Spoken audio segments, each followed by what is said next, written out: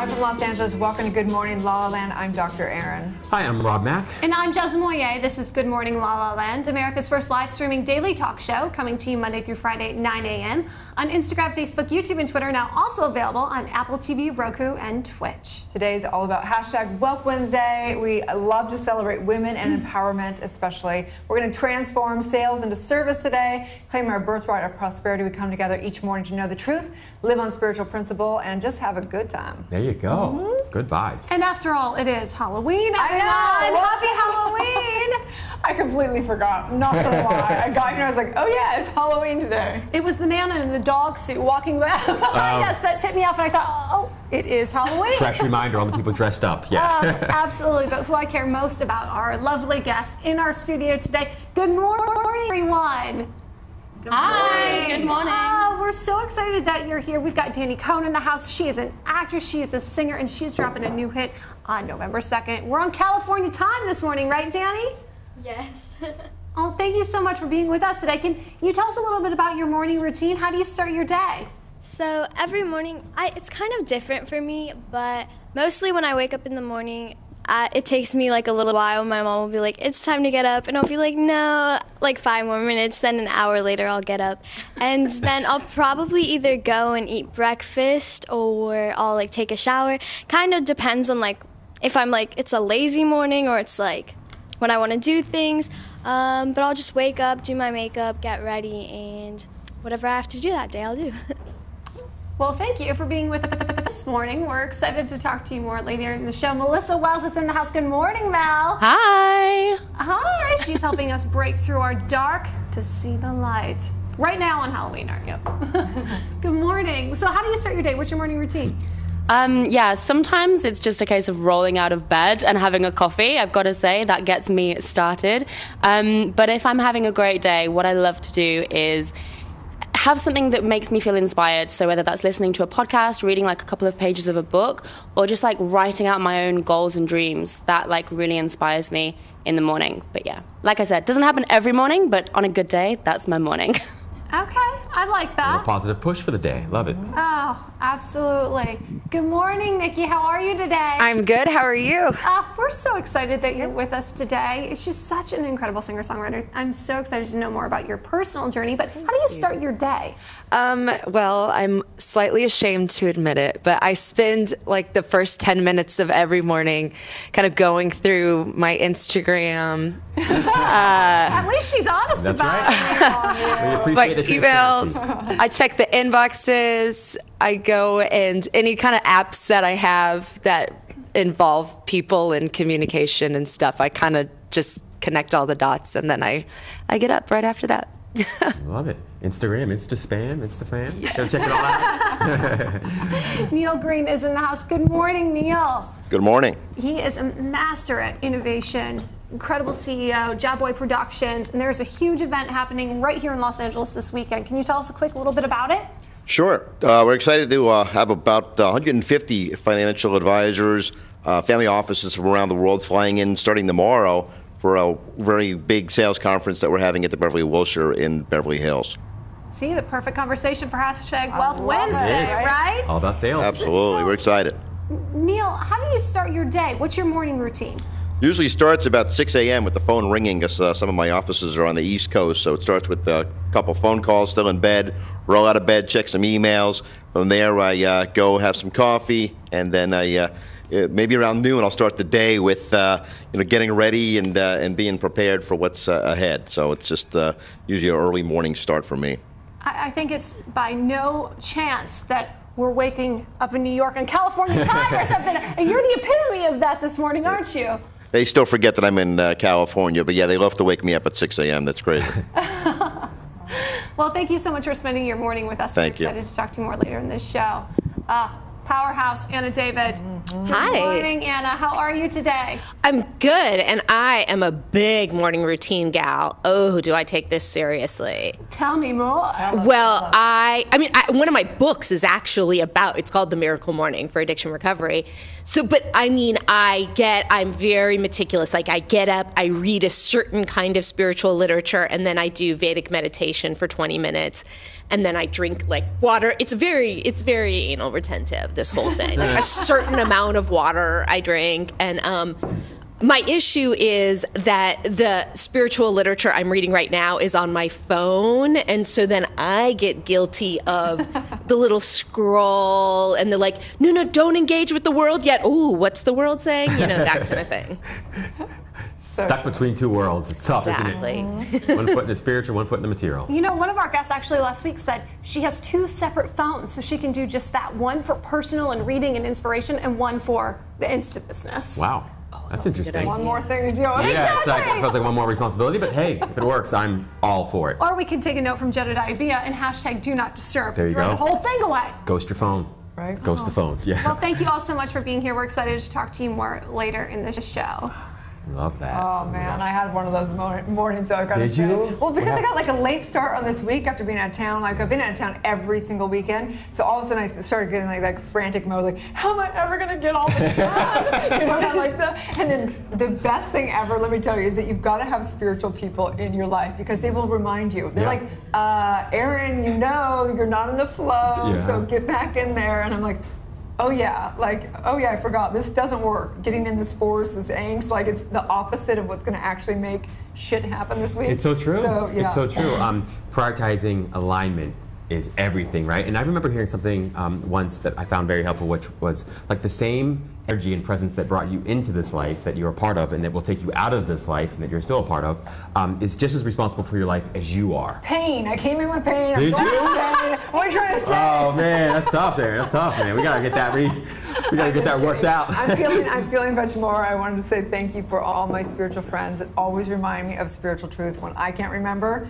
That's when they were helping. Love that. So yeah. That's the beauty of spiritual grounding, spiritual work. For sure. How was your night, Jess? My night was fantastic. So we were honoring and celebrating CBS's new series, The World's Best. This is a global talent competition scaling up. It's a reality series produced by, of course, the king of television, Mark Burnett.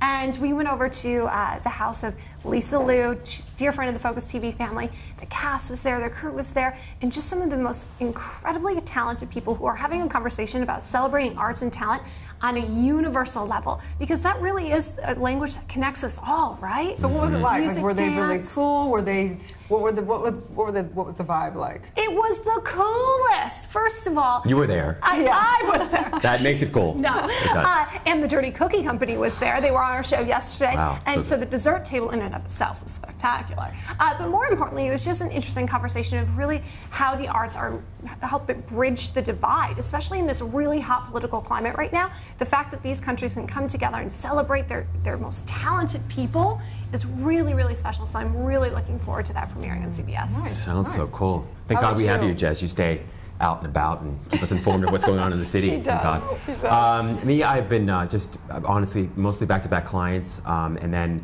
I've been working on a corporate, like with a friend. A friend of mine is working on a corporate wellness app. So we're just putting some thought into that, just sort of mental health and corporate wellness. And then the other thing is a sort of corporate wellness, like gender intelligence thing workshop that we're contemplating. So I just I'm open to receiving and contemplating great ideas around improving mental health and just helping people realize greater and deeper peace.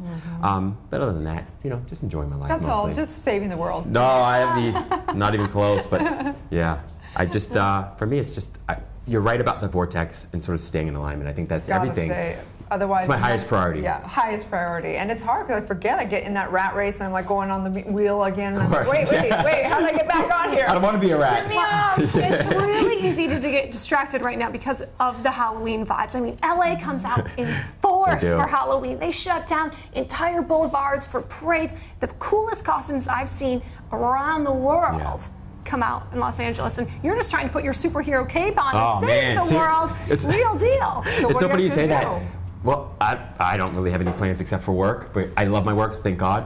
I will say this real quickly though. I thought Miami had a pretty incredible Halloween scene, but LA's Really? is really big. Well, the difference between Miami and LA is that Miami's is basically a celebration of like nakedness. It's like a lot more nudity in Miami versus LA. LA is a much more fully clothed kind of creative experience. I don't know what party he's going to. You haven't been to but Miami this on one is- Halloween?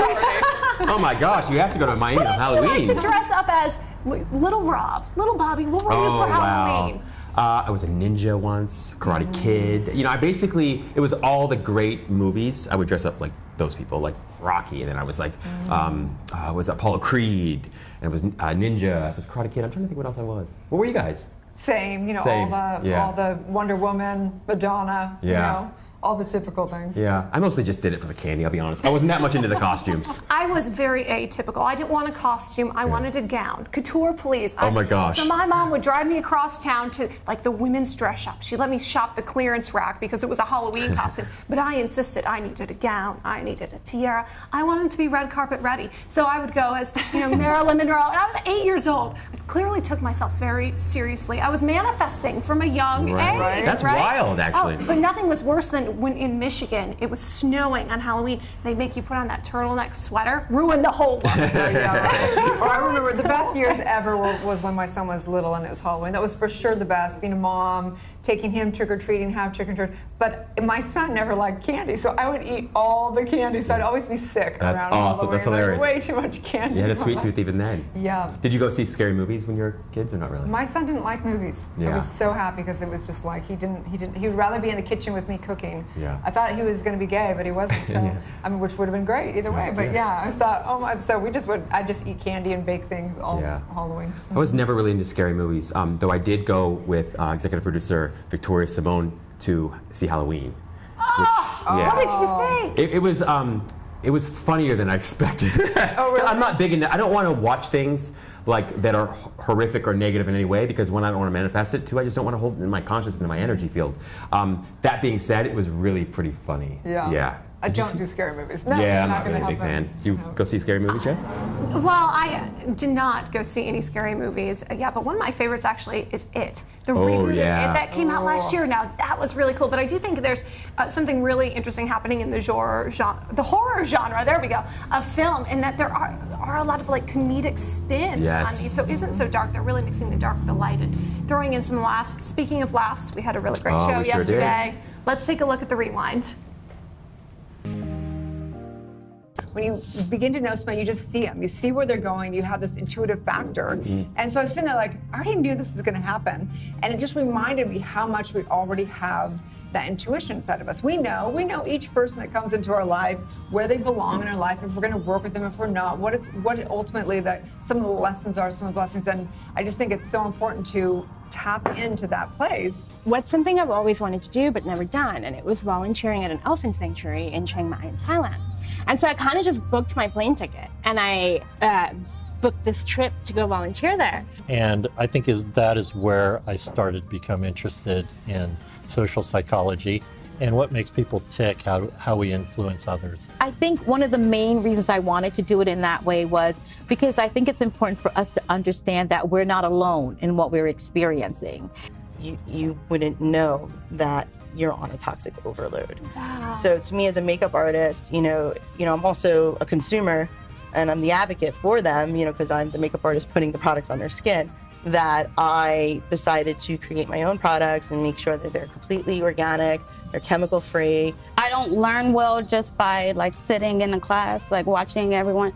I have to actually get my hands on the camera and figure it out. And just make awesome packaging for the gifts, VIP gifts, and just really take our online store to the next level. And how many different flavors do you have? Oh my gosh, at least 10, and then we've got like 3 vegan gluten-free ones. What's been the sweetest part about this business for you, besides the cooking? Honestly, it's how excited people get. I love seeing people's reactions. Fall madly in love with yourself first before you can find a partner. Yes. All day.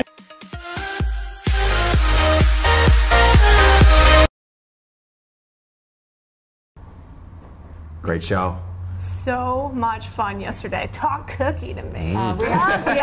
We had naked men on our sofa. Half naked. FYI, you might want to check out. Well, naked enough. Yeah, and you guys were teasing me about the Miami thing, the Miami Halloween. We had Mr. Supernational in-house. I know. So let's talk about #Wealth Wednesday, and I think this is so important because we celebrate, especially women's entrepreneur, a lot on Wednesday. Not always. We have men, conscious men as well. But I want to talk about transforming sales to service. And Dalai Lama said the world will be saved by the Western woman, and I think it is such an important conversation because I remember when I realized if I wanted to save the world, I needed to save myself first.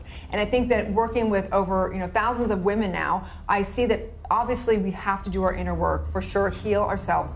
But one of the biggest transformations is in the perception of sales. And I know for me, I used to think it was, slimy, just like only sleazebags did sales, and it was a real transformation to get to the place where I realized that sales is really the commitment for growth. If you're in the coaching world or whatever, or if you have a conscious product, that when someone has a sale, when there's a sale, it's really about stepping into that growth factor. So it's such an important thing. How do you deal with that with your clients? It is. Such a great point. I work with a lot of salespeople. My dad was a salesman, and my brother and sister are both in sales. And they've both been really, really successful in sales. Both sold tens of millions of products. My sister, luxury homes. My brother, mostly medical devices. And the truth is that my dad said something earlier in my life that I didn't understand, that I now feel is the major sales principle, which essentially is, when you have a hot hand, you keep shooting. When you don't have a hot hand, you get out of the field. And for me, that basically means that you want to be in the vortex and the flow as much as humanly possible, particularly around sales. And I think the greatest salespeople are just deeply enjoying their product, they're deeply enjoying the communication, the conversation, and they just sell effortlessly. But a huge part of that is that they're service-oriented, right? So they see it as a way of helping the other person, not as a way of getting something for themselves. But I think it's really important for the people who are watching who think, sales, that has nothing to do with me. I don't have a product. I'm not a salesperson. So how would you kind of translate to those? Yeah, it's emotional contagion. That's the way I think about it. So you're always giving off some kind of emotion, some kind of energy, and you're always, in one way or another, persuading, influencing people to do something or the other. Right. And so sales, I think, at the highest level is really just emotional contagion played out. Just being intentional about your emotion. I remember my minister taught us that everything, life is sales.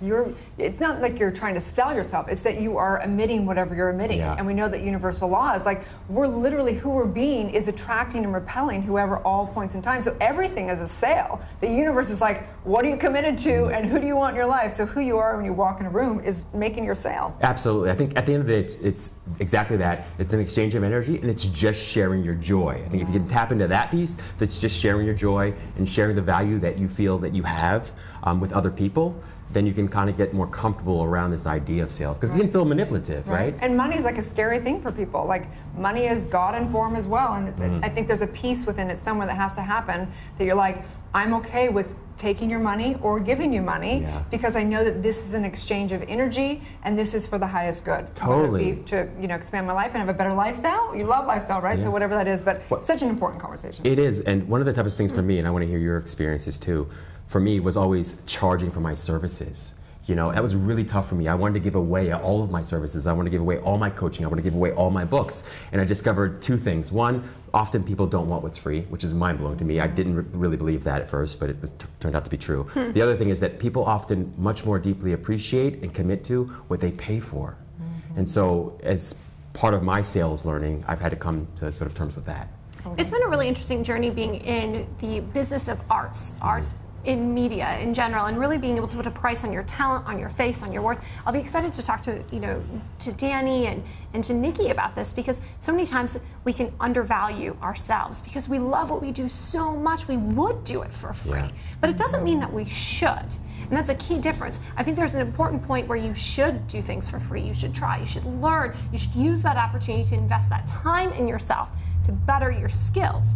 And then there comes a point where you should charge. Absolutely. For what that is. Absolutely. And as Dalai Lama said, women will save the world because they have to save themselves. And I truly believe that as we bring the masculine, the divine feminine back into the world, when we truly save ourselves, when we truly love ourselves, we will bring that balance to the world again. And it's through the masculine and the feminine, the balance. So excited to talk to our guests about how they have found that balance for themselves, how they've created wealth in all areas. Stay tuned. We'll be right back.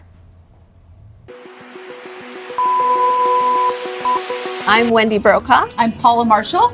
By the way, this is politics, okay? This is not ticks. I hated it. Let's do it one more time. We are talking politics. And let me do it one more time, wait. And we're called Momtics. And take two. Let's do it one more time. Bitching, didn't work. complaining. Let me do it one more time. We're going to do it one more time. Ready? And action.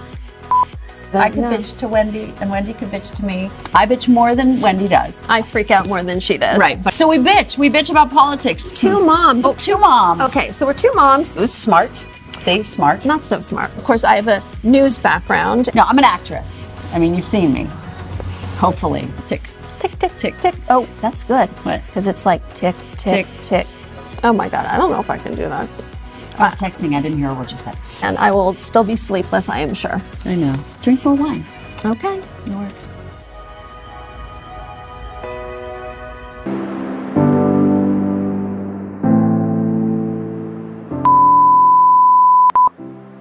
My next guest is Joel Rempelkos.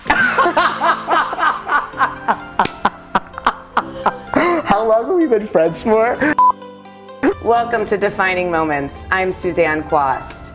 My next guest is Joel Rempelkos. Oh my God!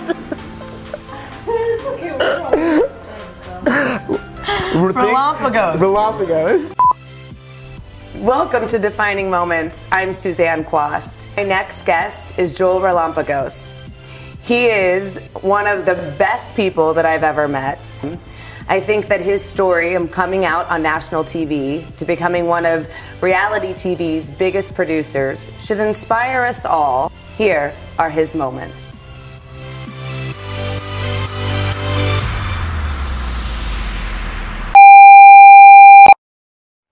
Hi, I'm Jessica Seppel. No, I'm not going to go hi.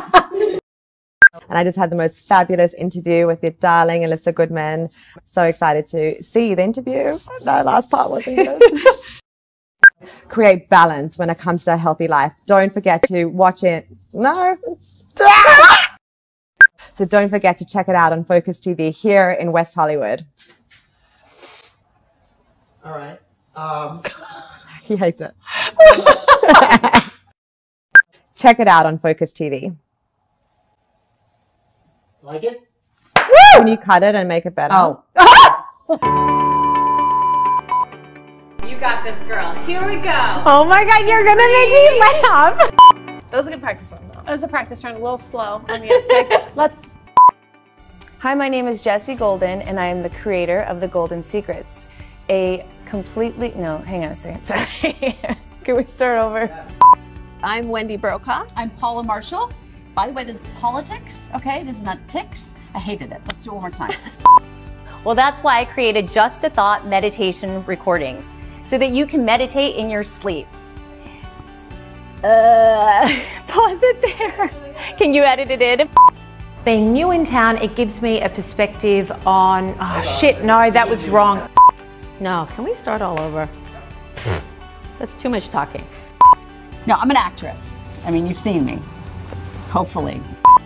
Yeah, it's like so hard. It's so hard. That was so hard. Once you go chocolate, you don't want to stop it. I'll stop. Let's do it one more time. Bitching, Didn't work. complaining. Let me do it one more time. We're going to do Didn't it one work. more time. Ready? And action. Do I just talk again? If you are vegan, you get a vegan broth. You Jesus, guys. Fuck. I'm blah, blah. I wish my boobs looked like yours. Where are they? It's single issue. Single issue! Single issue. Andy, did I make it fun yet? Thank you. It's no longer a golden secret. We're done!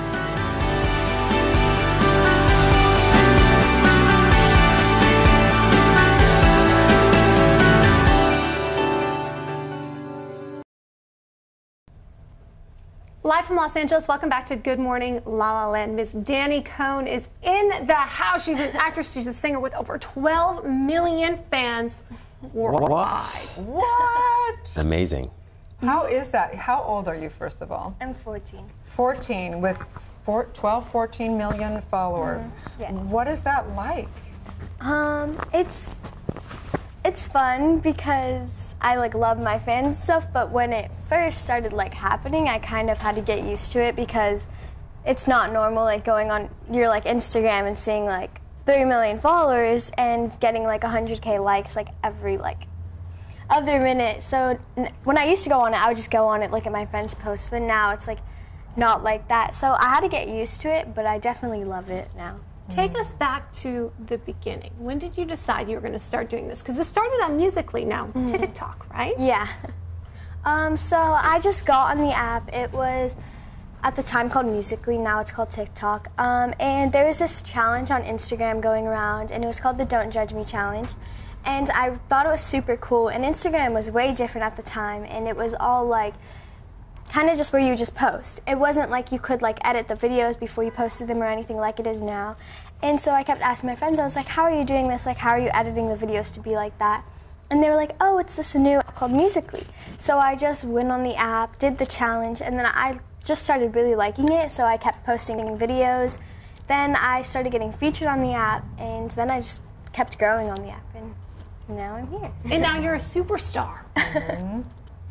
So what are the challenges? I mean, you do at-home schooling, and so do you find isolation? Because you're in this vortex where you have millions of people out there, but who's in your actual physical world? Do you ever get lonely? I mean, like, I have like a lot of friends outside of social media that I hang out with. Like, when I first started, I thought that was like how I was gonna feel because I don't go to actual school anymore. I go to online. But then, I mean, I started making friends with a lot of people that do the same thing as me, and so they like get how it is. So then I have a lot of them, and I'm always hanging out with them. I love that. Community is so important. Oh my gosh, absolutely. What would you attribute your success to? I mean, I'm so thankful for it, and I love all my followers, but I would definitely like make it out to Musical.ly because I think they definitely like gave me it, because if it wasn't for them like giving me the features on the app, no one would have saw me on the app, and I wouldn't have like grown on the app, and that's definitely where I got my start. We heard California Time at the top of the show. Such a fun song. Oh, Tell us a thank little you. bit about the video you just released for it. So the video, normally in my videos, I kind of have like a storyline behind it, and it's more just a super like, not fun video, it's more just like with a story behind it. And I was just like, I really want to do something super fun and upbeat with my friends. And I was like, this is the perfect song for it. So I did a video, and it was more of just like us having fun, but my videos in the past have been storylines. So this is definitely way different than my old songs, but I definitely like it a little bit more because it's just easier and it's way funner. And November 2nd, 12 million fans are getting so excited for your new single. What can you tell us about it? I think everyone will like it. I think it's just like a song that you can listen to with your friends.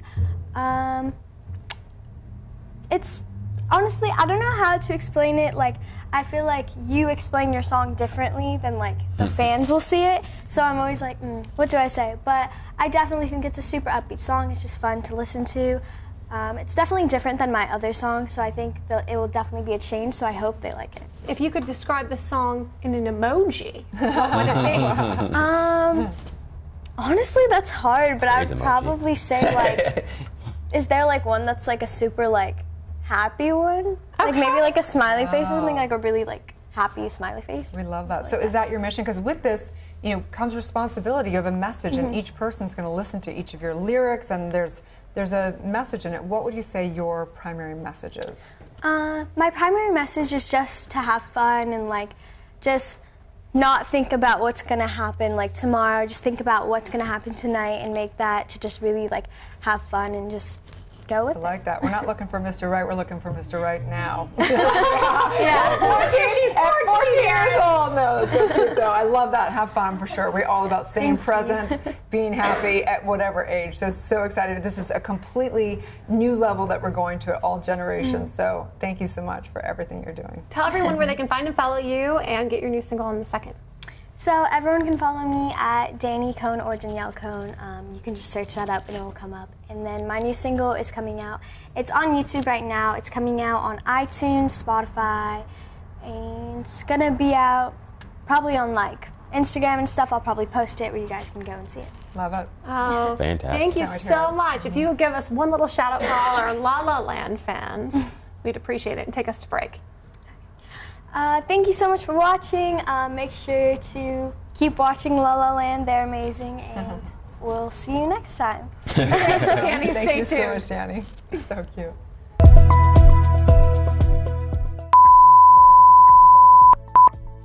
It helps with weight loss and mental clarity and sleep and bleh.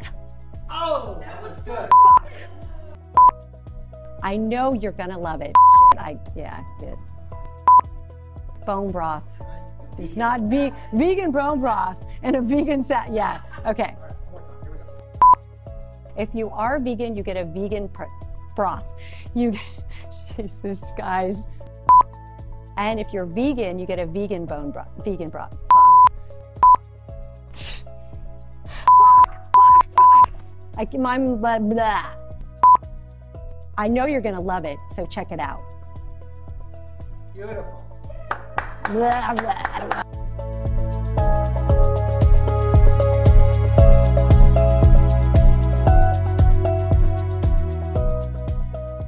One, two, three. Look how cute we are. We are so cute. Andy, aren't we so cute? Andy, don't you love us? Bless you. Sorry, my sneeze is so aggressive. Wow. Somebody has Monday vibes, and it's not Monday. Asante Cleveland of the LA Chargers. What? Hot, hot, hot, hot, hot, hot. Alyssa Goodman show?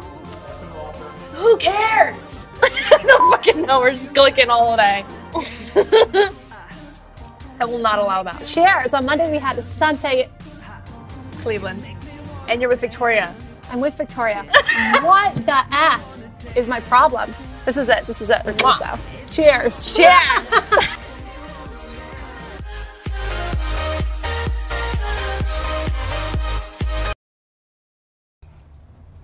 Welcome back to Good Morning LaLa, and we're so excited to celebrate Hashtag Wealth Wednesday with an empowered woman right here. Mel Wells, she is an author, speaker, and she works primarily with women, helping them find a healthy relationship with food. I needed you when I was young. I'm so glad that you're doing the work for so many of us out there. Thank you so much. Yeah, to be honest, every time I am in a space where I'm getting to help women, I'm always thinking like, this is what I needed back when I was really struggling, and so thank you. That's exactly like why I do this. I know. Yeah. I'm so excited. So we obviously have Nick Pigeon as our dear friend, and we have so many incredible empowered women. But we want to hear about what you're doing. You have Bali retreats. You do all kinds of summits. You have a self-love summit. Tell us a little bit about everything that you're up to. Yeah. Well, obviously I have these 2 books out. Both have been real instruments with my community, helping women find peace with food. The main thing that I would say my message is that it's never really about food. It's always about something deeper than that. So my book, Hungry for More, is really about us discovering what we're really hungry for on a soul level, on a spiritual hunger level, and what we're really hungry for and what we're really craving out of life. Because so many women struggle with food, they can't understand what their cravings are really pointing to. You know, they think it's all about willpower. Oh, I just need more discipline. Changing their diet all the time, and actually their soul is hungry for something much deeper than that can ever be met by, you know, biscuits and cheese or whatever it is that they're turning to in that moment. What is that deeper thing that they're hungry for? Well, it's interesting that it's Wealth Wednesday today, because I would say how we express ourselves with food, and this is what I've learned from all the years I've been doing this, how we express ourselves with food is often how we express ourselves with life. So, you know, if you struggle with food, it's likely, if you're all or nothing with food, it's likely that you're all or nothing with money or spending. If you're overindulging in food, going on big binges, you're usually, same things show up with money, splurges, you know, this kind of thing. If you're a perfectionist around food, often you're perfectionist around other areas of life, or you go all in with a diet, you probably go all in with relationships. Oh man, all my stuff's So yeah, we think that by changing the diet, by going all different diets, or maybe I need to cut this out, maybe I need to go vegan, maybe I need to go, like, usually it's never about that. It's about us, our relationship with ourselves, our relationship with our lives, and how connected we feel. So it all comes back to self-love. Do you remember the Runaway Bride movie starring Julia Roberts? Yeah. The moment when she's sitting at that bar and the barman says, "How do you want your eggs?" And there's this flashback of how she ordered her eggs the same way that whatever man she was dating would order his eggs. And when she sat there by herself, she didn't know how to order them. She didn't know what she wanted. And that's been very true in my life, whether it's in relationships or family or friends. A lot of times, especially as women, we bend. to be liked, to people please, to feel like we're part of that community. And I don't know if I want them scrambled or over easy. But that's interesting because it's not really about, for me, restricting or controlling, but it's being accepted. So then it's really nothing to do with food. It's about people pleasing or just like that longing to fit in and feel connected to others, which is something that we all have. But I saw it through the food. Yeah. And when I saw Julia Roberts do that, I thought, oh, that makes so much sense. If we're able to practice extreme self-awareness around our patterns with food, it can actually take us on a real, incredibly personal and spiritual growth journey. It can be the doorway to really understanding our own patterns, our own behaviors, and our own relationship with ourselves and our life. So, yeah, it's for me, it's absolutely been a gateway to personal growth, personal development. I struggled with food for years, which is why I do this work. And only when I surrendered all of the rules and actually went on a journey of self-love and self-awareness, my whole world opened up.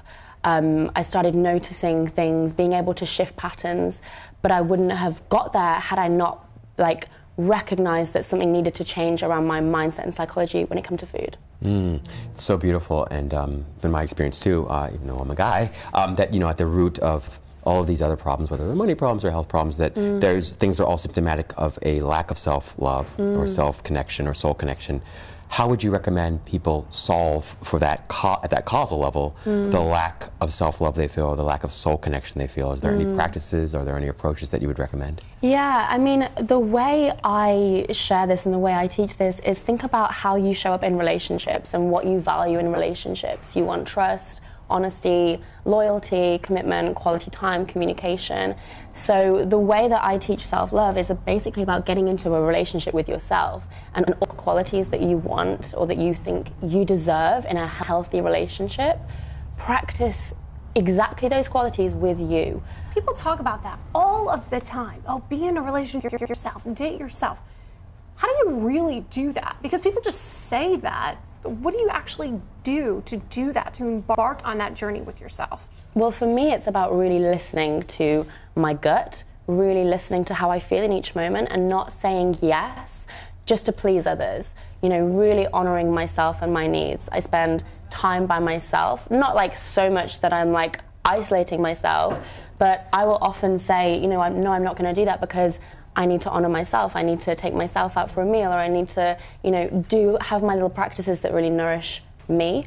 And I always find that when I'm giving to myself, I can then give to others in such a more nourishing way, really give from the overflow rather than giving and giving and giving until you have nothing left. Right. And I see this a lot. This happens with mums especially, because we have this kind of, I'm not a mum, but I work with a lot of mums that have this martyr quality that's just I have to give everything to my children, and they're doing it from a place where they don't know how to give to themselves anymore. So then they ask themselves, who am I apart from a mother? And so I really want women to feel empowered enough to have their own lives separate from their partners, separate from their kids. And I really believe that when we have that, we can show up in such a better way for everyone around us. Right, so true. And we're talking about how, Dalai Lama said that the women of the West will save the world, but we have to save ourselves first. So women out there, maybe there's someone struggling with a real eating disorder, and we know that please seek help from your doctor, get, treatment if you really need it. But what would you say for someone who's afraid to take that leap because they're afraid to, give up the struggle or the control around food and gain that weight? For me, I had to be okay with gaining weight to move past that wall, to be able to go into the self-love. I had to be okay with worst case scenario. Because the pain was so great in my dysfunction that I had to go through that wall of fire. What do you tell people how to go through? What would you say? How to go through that wall of fire for them? I had the exact same experience. I think you will change when the pain of staying where you are is greater than the pain of change. When I made that decision, it literally felt like I was jumping off a cliff, and you have to be willing to let your old self completely die. It literally is like a death of your old self. And have that vision of where you're going and how you want to feel. For me, I didn't realize that how I really wanted to feel at a soul level was free. But what I was doing was choosing more control. more rules, more restrictions, thinking if I get all the calls sorted, then one day I'll finally be free. And it doesn't work like that. You just trap yourself more and more and more. And when you choose freedom and you ask yourself, okay, if I want to feel free, if I want to feel at peace, what can I do today that will make me feel free? What can I do today? And for me, that meant, I mean, I literally went cold turkey on everything that I was doing. I chucked away my scales. I literally tore up my entire rule book, got rid of all of the things that triggered me, and I just went straight in the deep end. Yeah, but yes, it's an incredible journey to go on, but you have to have courage to take that leap and trust. You know, the whole time that I was on that journey, I didn't know that I was at the start of a spiritual journey, but I was talking to myself, I was talking to the universe, God. I was like, please help me and support me on this. I knew that I was going to gain weight, but I knew that I was going to gain my life back, and that's so much more important. That's beautiful. I love your work. So excited, and it is the thing that we all need, which is self-love. Thank you for all your work. Looking forward to watching your journey and get involved with the Bali retreat and all the other summits. So tell people where they can find you, how they can work with you. Yeah, you can find me on Instagram at I am Mel Wells. My website is melwells.com. Pick up one of my books from Barnes & Nobles or whatever bookstore is near you, and yeah, connect with me. Slide into my DMs and have a chat with me. Thank you, Mel. Thank you so much. Stay tuned. We'll be back with more on Good Morning LaLaLand. Elgar, actress, director, producer, and this is my life. I was born and raised in LA. I was born in General Hospital, only to grow up and be on General Hospital. Ricky Martin and I got to be the first Latin leading couple in the history of soaps. You may know me from my work as Janice Ramos on The Bay. I just had my 3rd Emmy nomination. I've won 2 Emmys producing on The Bay. As my career grew, my desire to be behind the camera also grew. My first directorial debut was the opening video for the Spice Girls reunion tour. All I can say is dreams do come true. You gotta believe in yourself, you gotta go for it, and don't ever give up. This is my life.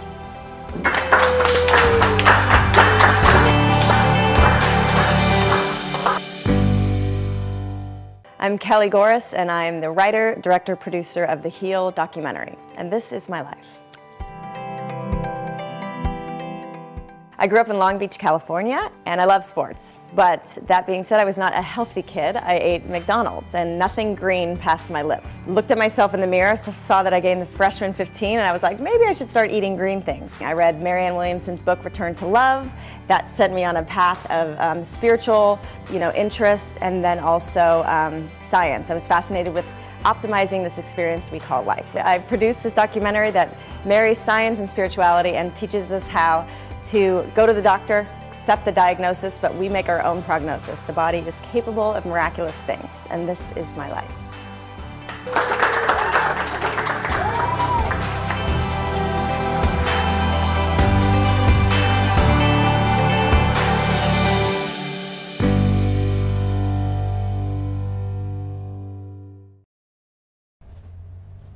Welcome back to Good Morning LaLaLand on this #Wealth Wednesday. I'm so excited to welcome to the show the producer of the Elite Independent RIA Family Office Leaders Conference happening in Los Angeles this weekend. Excited to be here. Thank you. Excited to have you. This has been an incredible opportunity for me to have a chance to learn from people like you who run businesses so incredibly well that you have the opportunity then to invest. And this is the conference all comes in, right? Correct. Actually, it was a great tie-in. We talked about this morning 2 things. You talked about sales and you talked about self-help. The conference that I built, which we started about 10 years ago, which travels around the world, different locations. It's best of the best in class speakers and presenters.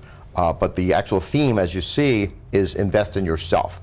We feel if you're going to come out and take 3 or 4 days out of your life, lifestyle, whatever you have going on, you want to be able to commit to learning something and walk away with just one idea at least that can help benefit your life and the people that you're managing money for. So that's really what the concept was. It's just a boutique feel. And as I mentioned, best in the best. So I've got 30 more plus years of experience working on Wall Street. From that, I'm able to pull together some great connections, bring them together, and put that on the road. And like I said, we go all over the world with that kind of conference model. Do Do you think someone who doesn't necessarily invest in the stock market this would be a place that they could learn to grow in other areas of their life, in their business or traditional investing? So one of the focuses of the investments that we actually represent are what we call non-correlated assets. Non-correlated assets have nothing to do with the stock or bond market. So they're investments in real estate, they're investments in credit opportunities, maybe not even traded, but they're specific credit opportunities. We also have things such as investing in oil and gas, cryptocurrency, which is a very important thing right now. I know you're seeing a lot more about investments in cannabis and things like that. Those are non-correlated, non-traded assets. What about the investing in lottery tickets with that $1 billion? Absolutely. Yeah, I wouldn't say that's a great investment. But yeah, I mean, that's kind of what the concept is. The concept is that we have investments that would fit into what's called an endowment model. Endowment model means that the pension plans and the endowments of Yale and Harvard, they don't invest particularly only in stocks and bonds. They invest in things such as art, real estate, credit, things that are outside the box. And that's what we really kind of put together, along with some great key speakers. We've got speakers that are world famous money managers. We've got some of the largest tax and legal companies in the world, such as PricewaterhouseCoopers. We've got Baker & McKenzie. We have other companies that are coming in on the legal side. If you haven't heard, there's a new area of investment called Opportunity Zone. We'll be discussing Opportunity Zone, which just came about. They rolled it out with the new Trump tax law that just literally, the regulations came out about a week ago. We'll probably be one of the first conferences to discuss the Opportunity Zone and what's available in that segment of the market as well. Wow, so how many women versus men do you think at this conference? Yeah, I mean, it's not dominated by women, obviously. I mean, the investment market is dominated mostly by males, but we do have some women coming. Actually, some of our family offices are some of the most powerful women in the world will be at this conference. Mm-hmm.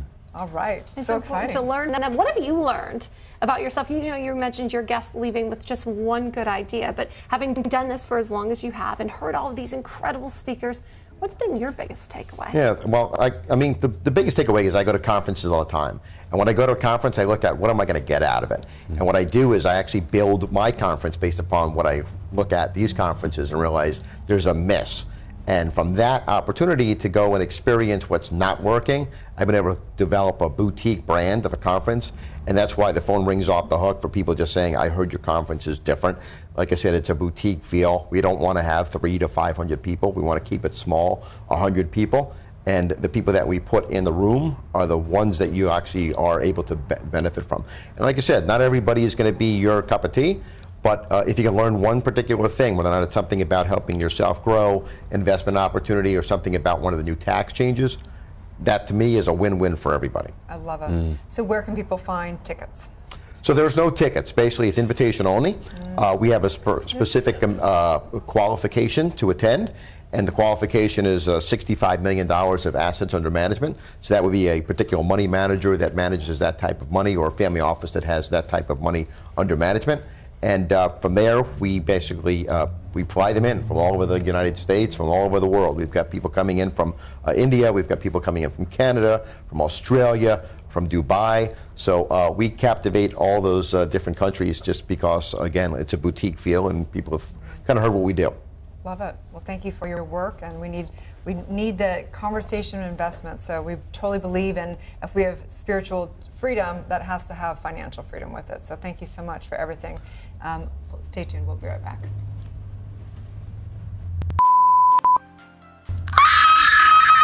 We're doing it. You're doing it. This is so exciting. I'm so excited. Thank God. I just got really nervous. I haven't been nervous this whole time, except right now. You got this. Blah, blah, blah, blah. Blah, blah. I pooped myself. Okay. She goes. I'm your host, Elizabeth Lake, and I would like to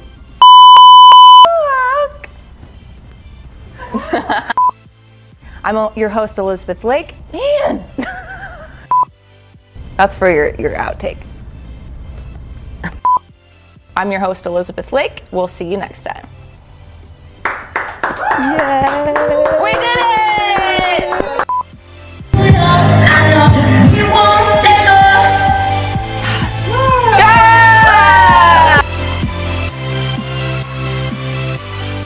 What are you doing? Dr. Abs. Does he have abs? Fire emoji. I think it tastes like shit. fucking hate it. This is the closest thing to chemicals. Oh, there it is. Want to try it? No. Hot. I don't know how you could be hot on because you don't have any clothes. Just blah blah blah blah. Yeah. Totally. Yeah. Hot. Heart emoji. Really hot. So hot. You're supposed to say yes. Blah blah blah. Soul Playground. Please, please, fuck that. Please, please. For the board. Of course. Well, we're like in the zone. Peace out. It's like for the boys. Oh. Shout out to Ricky Rebel.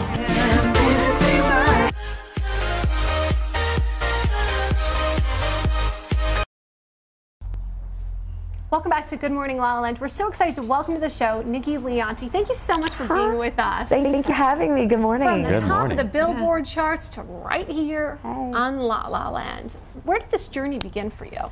I had my first record deal when I was 13 years old in gospel music. Wow. And by the time I was 15, I was touring the world and, you know, just doing music full time. And I ended up having a child very young, so that kind of diverted my musical journey for a little while. And then from there, I got into doing background vocals for I toured with Carrie Underwood for a couple years. And you say that so casually. You're touring with Carrie Underwood. Yes. What was that like? That was awesome. It was a great experience. I think it gave me an opportunity to go and be on shows that Oprah and Saturday Night Live and all these different things that, you know, I may not have ever had the opportunity to do. And so she gave me the opportunity. Did that for a few years, went from that to coming back to LA and doing a whole bunch of music. And I did over 100 songs on the show Glee when that was on. Wow. 100. Wow. Yes, I sing on all that. Most of the time we hear of people's triumphs and how they came to their calling in life. Yeah. But you got a record deal at 13, so I imagine there wasn't a lot of trials and tribulations before that, or what's your story around all of it? There was definitely a lot of trials in the triumphs, lots of ups and downs. I grew up in a very conservative Christian home, so days like Halloween today, we weren't allowed to dress up and do trick-or-treating or anything like that. So it was a very interesting growing up life, and I ended up finding myself in a situation of being a teen mom. So that kind of pushed me out of the gospel music industry, and that's how I got into all the behind-the-scenes stuff, as I had to figure out a way to continue doing what I love and what I was so passionate about that I wasn't able to do at that time anymore. Wow. Did you ever consider giving up on it, or were you always committed? You know, I was always committed. Yeah. I'm a very dedicated person and a big dreamer, and I believe in the power of hard work and not giving up. And so I never gave up. It was never a thought that there wouldn't be a musical or some type of opportunity. I just had to get creative with it. And I think just staying alive, I've been supporting myself solely on music for 20 years. And I think to be able to do that, especially in today's climate, musically, you have to be creative. And that's what I did. I got into songwriting, and I write for the Disney Channel and different shows, and just kind of put myself all over to be able to have continuous revenue and opportunities in music. But I think that's such an important message to other artists watching, whether they're actors or songwriters, musicians, is that you do have to spread yourself out. You might be doing a job in a different way than you would have envisioned it. Absolutely. But you're expressing your creativity in a different way, you're earning revenue in a different way, you're building a business for yourself. That's not booking just to gig. Exactly. That's what I tell people when I talk to them. You can't be one-track minded with your vision. You do have to spread yourself out. You have to learn more. And sometimes, you know, that thing you want happens when you're busy doing, you know, other things. And when you're learning about another craft or something, it just ends up happening. So what exciting projects are you working on now? Right now, well, as of this week, I am promoting a show that is going to be in Covina, California, West Covina at Luminate Church. And I had this vision of bringing together all my old friends that did gospel music, and they're platinum selling artists. And we have Krista Lewis, Stacey Rico, Rachel Lampa, a guy named Jonathan Thulin. And we're all getting together and we're doing our old songs. And we're going to have fun. Yeah. In that vortex, in that the highest place for me is the song. Voice is such a profound place to stream in truth. And so now, going from Christian background that was a little different than maybe what it is today, what is your spiritual practice today? My spiritual practice is definitely, I've shed the layers of religion and legalism and all of the rules about it, and I just have a really close connection to God, and my faith is very strong in who God is and how He's really been involved in every part of my life to now and getting me through everything. And yeah, it's stronger than ever, even through the ways that His followers have tried to discourage me.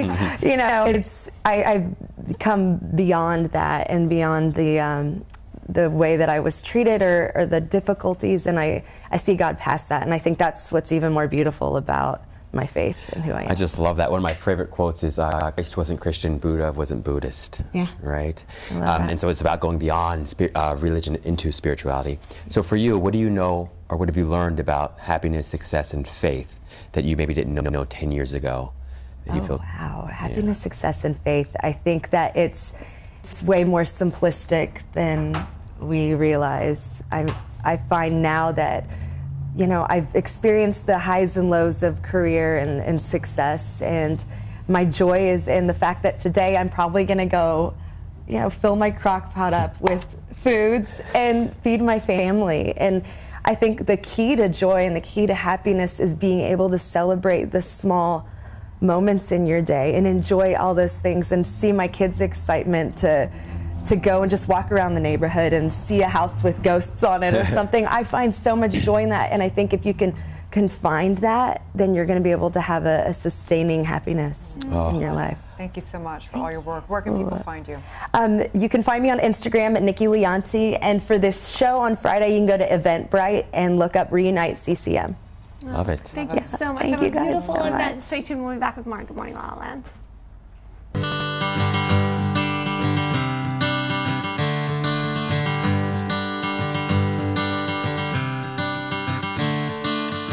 Another turning point, a fork stuck in the road. Time grabs you by the wrist, directs you where to go. So make the best of this test and don't ask why. It's not a question but a lesson learned in time. It's something unpredictable, but in the end is right. I hope you had the time of your life.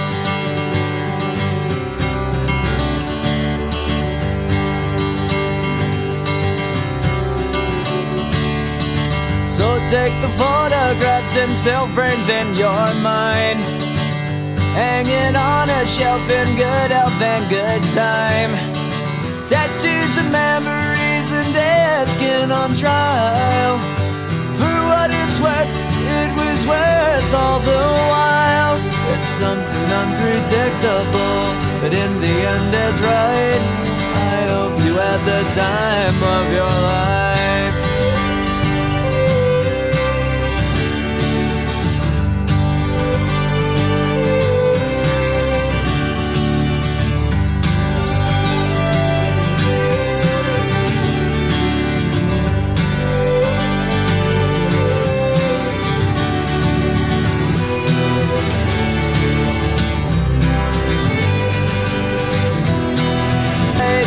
I hope you have.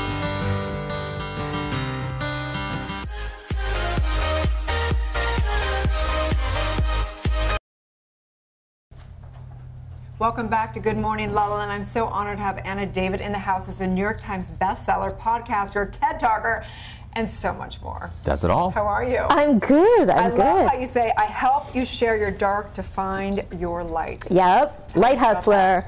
Ooh. Yeah. Well, I was a very dark person. I'll be sober 18 years in a few weeks. So congratulations. Thank you. Drugs, alcohol, a huge part of my story. And I started writing books in 2003. And I wrote about my addiction and recovery. It seemed really like the most interesting thing because addiction is so misunderstood what it is. And I started to hear from people all over the world who were like, wait, I was struggling in shame and I wasn't going to tell anybody, and I realized that my mission was basically to help people share their dark, to find their light. Like light in a lighthearted sense, light in a spiritual sense. Enlightenment. Enlightenment. So what is addiction from your perspective? Addiction to me is I can't handle how I feel right now, and I will do anything I have to do to change it, even if changing it means dying. Because that's how much I cannot handle how I feel. And we all have our different things, whatever that escape is. So true. We've talked about that a bit, and how whether it be an eating disorder, whether it be workaholism, whatever it is, we're just trying to avoid the decoy of what's really going on and getting down into that deep work. So for you, obviously, many people find 12-step, they find spiritual practices, they find counseling, they find whatever. What's been your path to find the light? Well, 12-step is a huge part of my life. I would not be alive without it. For me, it's required a lot of other things as well. Trauma is a huge part of addiction. I've had to do EMDR. I mean, I've gotten to do EMDR, trauma therapy, which has changed everything. But for me, a lot of it is the actual process of writing. And it doesn't have to mean writing books that go to bestseller lists. It doesn't have to mean doing TED Talks, but it's making sure the story gets out, because you are releasing your shame, and then you're helping all those other people that are sitting there at home going, I can't tell anybody about this, to release theirs. You know what's really interesting is that going through some of the traumas that I've been through, I felt very called to write. I went to write, and I literally, it's like I choked up. I couldn't put the pen to the paper, because that to me made it more real. Right. That's so interesting. And I would rather stuff it or compartmentalize it or whatever it was than deal with the reality, even though it was real. Putting it on paper took it to a whole nother level that I was afraid that I wouldn't be able to handle the way that would make me feel.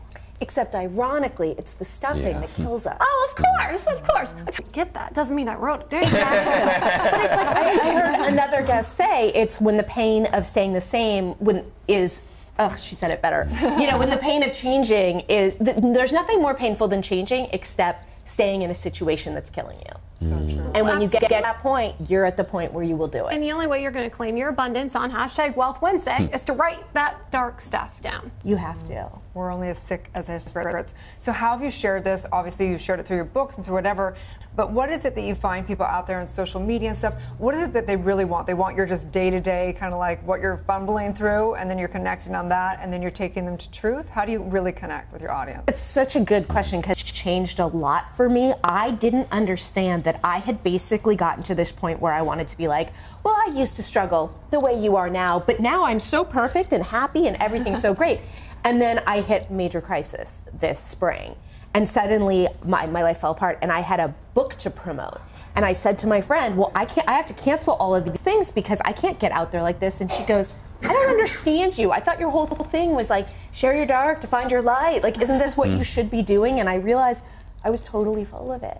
That I just was part of that like sort of filtered problem of I just didn't want to admit that I was still in the struggle. And it really broke me open. And my new keynote is all about that. It's all about, because this all happened also when a lot of famous people were making headlines killing themselves. And the story that kept coming out was the people around them would say, well, they didn't want anyone to know. They thought it would hurt their brand. They just didn't want people to know they were struggling, and to understand, hey, we're all in it. We're all struggling. There's no better than. The struggle is real. The struggle's real. Do you think that anybody ever gets to the end of that struggle and comes out on the other side where there is sort of a non-struggle kind of experience, or not so much? Well, no, I think we just get better at handling it. You know, I think that we're always going to be delivered punches and whatever it is, but it's sort of like our bad weather gear gets better. Yeah, life continues to life. Yeah, I it remember sure does. Hearing a minister talk about it. She said, you know, before I had this work, if I had an upset, it would last for weeks. And then when I have an upset, it lasts maybe for a couple hours. You know, that's the difference. Life still happens, but we're equipped with better tools to, you know, deal and not just respond, but really create what we want to create out of it. It's important to realize you're using tools to deal with it and not tools to filter it and pretending like it's not there. That's an important distinction. Yeah, I remember before I got sober thinking, well, if you're depressed, it lasts, I don't know, like 6 months, 9 months. And like, I didn't understand you can be depressed at 9 a.m. and fine by 9:15. Like that had never occurred to me. Such a good point. And I love what Eckhart Tolle says. You can experience depression without being depressed. You can, Oh, I've never heard that. Right, yeah, you can just, the challenge and the opportunity is to not identify with the depression. It's just something like air that can pass through you. Well, it's like the Buddhist idea of equanimity, which is, you know, you don't cling to bad, you don't cling to good, you get that it's all passing and that it really doesn't have to do with you. So then what's the point of being just so when people obviously can watch your talks, but do they work with you? How does that work? I have a bunch of writing programs. Okay. So it's all under All the Right Moves. Oh, Yeah. Get it. And so I have a coaching program where I take 10 writers at a time through the process of writing a book proposal. And then 1 out of 10 gets a meeting with my lit agent and a publisher. And I'm on my 6th group, and 1 out of every group has sold a book, which is insane and totally unprecedented and not promised for future groups. It's just happened to happen. And then I have, we do ghostwriting and publishing for thought leaders who want to do books but really don't have the time to sit down and write. So 2 different kind of clients. So important, because I mean, I think people think about talks or books, they don't think of it as therapy, and I do believe that the book writes you. You don't write the book writes you. So it's such an incredible process, such an honor to take people through that incredible journey. And to see them on the other side is the thing, because most of the people I talk to are really scared to put themselves out there. They think they're going to be judged, and then they realize, oh, no, everyone's been waiting for you to come out so they can love you more, not judge you. So true. Oh, that's beautiful. So true. So tell people where they can find you, how they can work with you. So my main hub is lighthustler.com, L-I-G-H-T Hustler, H-U-S-T-L-E-R. And then my writing programs are all under All the Right Moves, so W-R-I-T. Such a wordsmith you are. Yeah. I So love great. that. Thank you for all the light you bring. Stay tuned. We'll be back with more on Good Morning La La Land.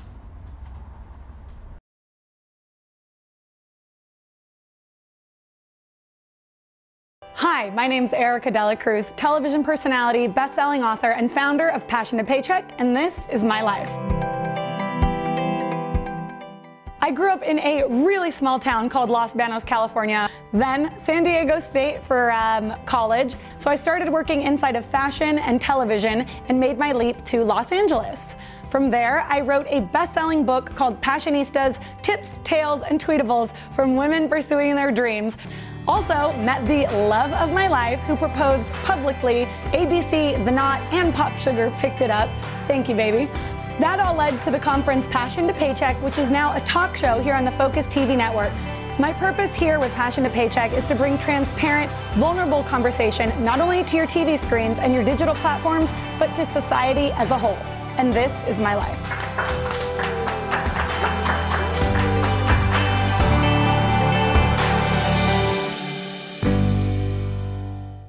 Hello, I'm Ross Matthews, television personality, and this is my life. I grew up in a little teeny tiny little farm town called Mount Vernon, Washington, which was difficult because I'm like a gay cartoon version of a person. But I always loved showbiz and Hollywood. And so 30 seconds after I graduated high school, I got in my car and I drove to Hollywood. And then I got an internship on The Tonight Show with Jay Leno and they put me on the air. And I've been making it work now on TV for almost 20 years. Can you believe that? I've been interviewed everybody from Meryl Streep to Michelle Obama and Donald Trump. It's a dream life, and I'm grateful every single day. Let's see if I can pull them for 20 more. This is my life.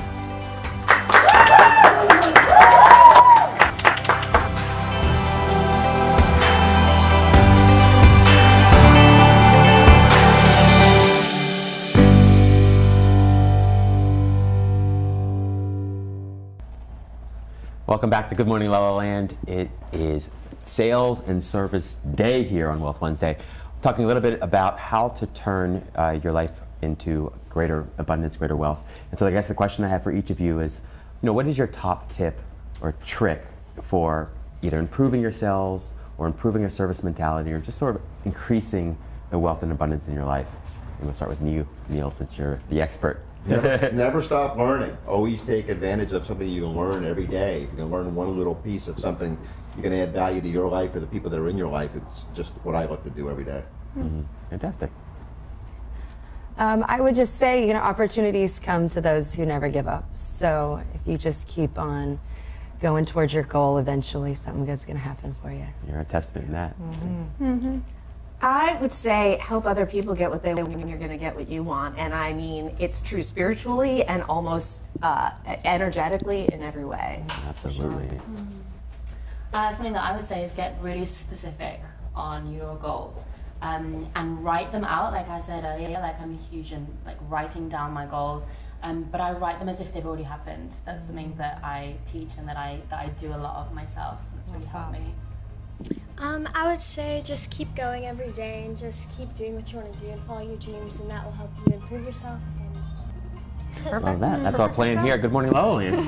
Every day. Absolutely. We are Good Morning LaLaLand, America's first live streaming daily talk show, coming to you live Monday through Friday at 9 a.m. And you can listen to all of these interviews available as a podcast on iTunes. That's right. We're waking up the world together. Have a wonderful Halloween. Please like, share, and support, and subscribe to all these amazing human beings right here. Have a beautiful day, and may you live your truth. It's going to be a Good Morning LaLa.